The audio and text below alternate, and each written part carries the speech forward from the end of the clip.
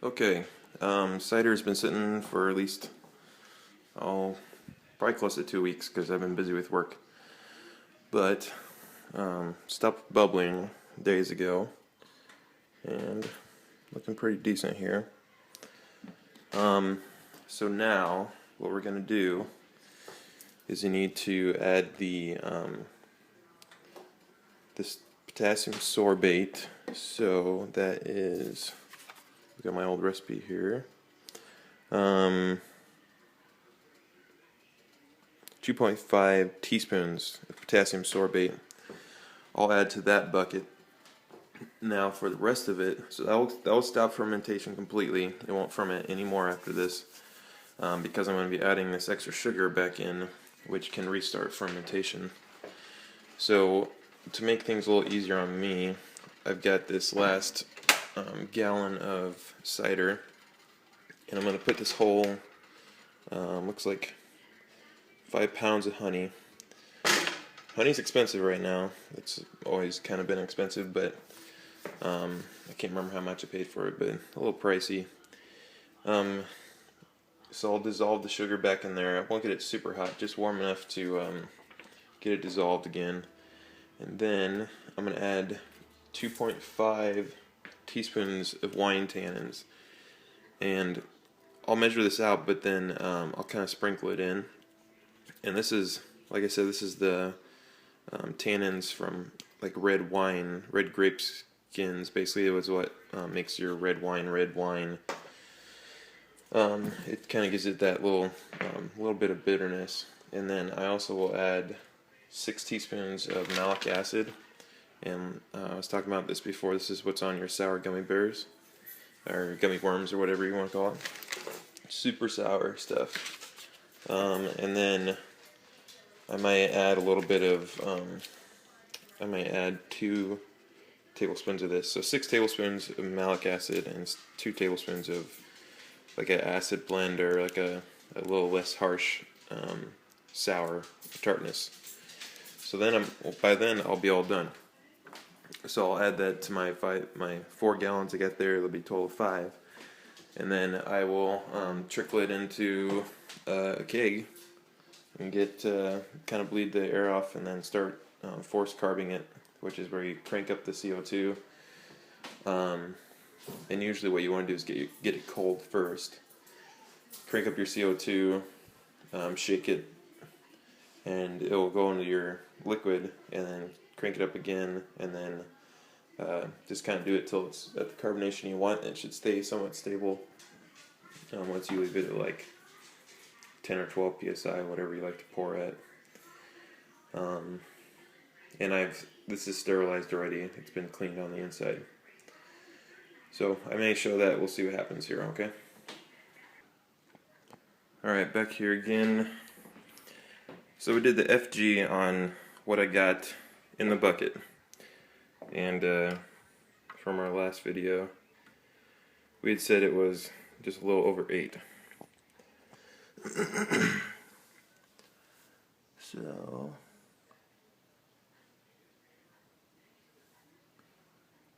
looking like,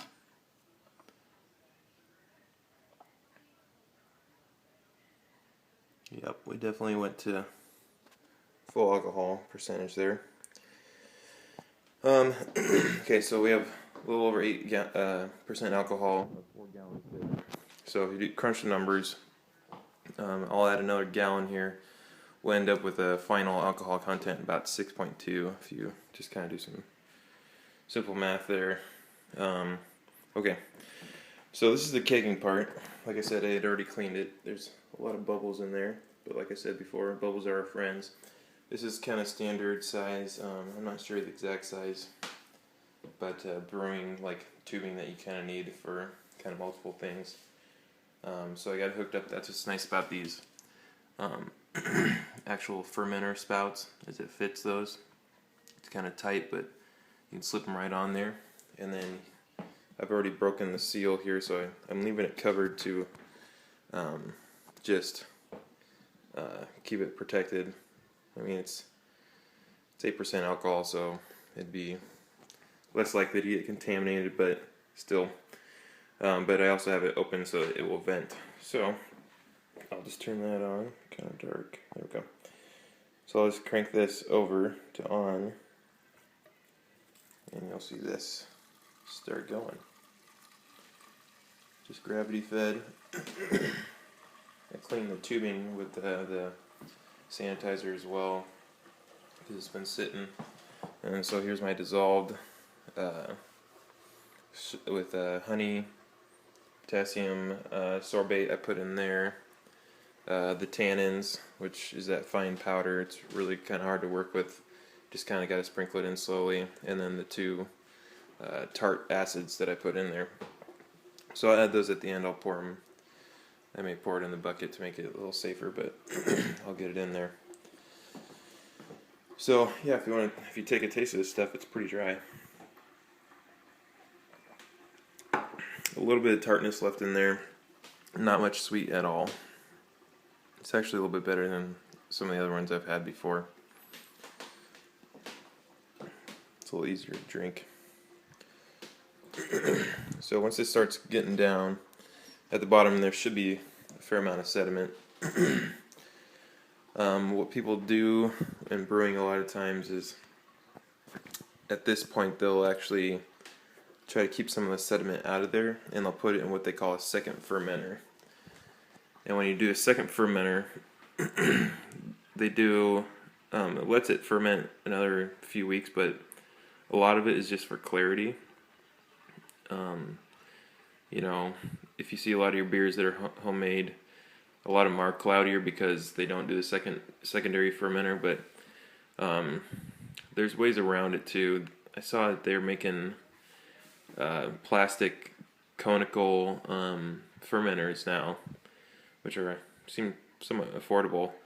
And so what you could do with the cone, it's kind of coned at the bottom, so all of the sediment would come at the bottom. You could bleed that off before you get your product out of there, and kind of helps with the look and sometimes the taste. You know, sometimes that sediment can have a bad flavor, but I did notice the last time I made this, the first several pints I had were about the nastiest pond scum color I've ever seen, and I was kind of worried that my batch went bad. I ended up drinking and it tasted amazing, but the first maybe 4 or 5 pints were just kind of a green brown. It was strange, and then it cleared up. So the rest of the time it was about as clear as what you're seeing there. So something to be aware of. That sediment can kind of make it look a little off. So with the CO2 charging, like I said, CO2 has a higher affinity for liquids when they're cold, meaning that it's easier to carbonate something that's cold. So what I'll probably do is I'll throw this in my kegerator first, let it get down to 40 some degrees, and then start pressurizing it. It's kind of like your beer you leave out. You know, if it gets warm at all, it goes flat. It wants the carbon dioxide wants out of there. So that's probably all I'm going to do here. If you ever wanted to do the 1 gallon batches though, it definitely can be a little easier if you don't have the equipment. You could just even do all 5 gallons with that balloon technique. So you just I would still bleed off maybe a gallon total out of all 4. Well, let's see. So you'd have an extra gallon. So yeah, maybe a gallon and a half. So you had that head space, and then do all your ingredients. Let it ferment with the space in there, enough space to let it ferment with your extra sugar with the balloon technique. And then when you're all done, I would spread out the potassium sorbate and kill it all off, and then mix up your honey and your tart, and you could add it to all the jugs here, and then cap them. It shouldn't ferment, but they still could, I suppose.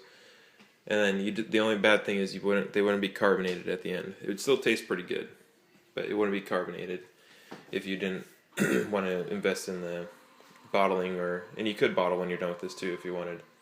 It's not too bad. It sounds like our Starting to slow down if you can hear that. Let's see. Yep, getting down there. So I'm just going to uncover this. Kind of see that sediment. I think I might even leave it this time. I'm not going to mess with it. I might drink it myself.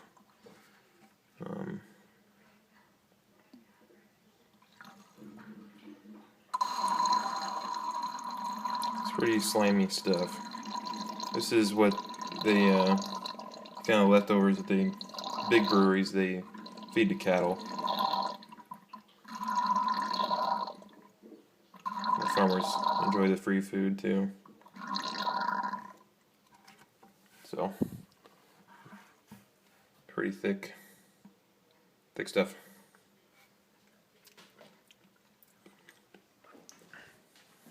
Doesn't taste bad, just kind of tastes like carbonated apple stuff. Okay, so I'm not going to show you my mess because I'm going to pour the rest of this in that small hole. So after that, then it'll be ready to drink as soon as it's cold. Just got to get it carbonated. So that's the benefits of kegging. So if you got any questions, just let me know.